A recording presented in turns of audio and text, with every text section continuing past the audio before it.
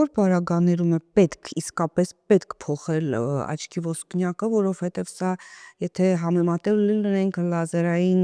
կորեկցիայի հետ, տեսողության շատ ավելի լուրջ միջամտություն է։ Այո, սա արդեն միկրոինվազիվ վիրահատություն է։ Ոսպնյակները փոխարինում ենք պարտադիր, երբ ունենք կատարակտ արդեն զարգացած կամ կարճատեսություն այնպիսի աստիճան, որը թույլ չի տալիս մեզ լազերային կորեկցիայով շտկել։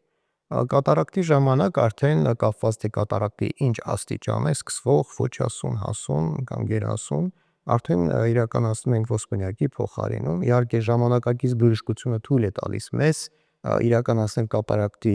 վիրահատություն արդեն իր զարգացման սկզբնական շրջաններում, որը ավելի ողջունելի է, քան սպասել կատարակտի հասունացումը, քանի որ հասուն շրջանում վիրահատության ընթացքում, այսինքն ներվիրահատական բարդությունների և հետվիրահատական շրջանում առաջացող բարդությունների հավանականությունը բավականին բարձր է լինում։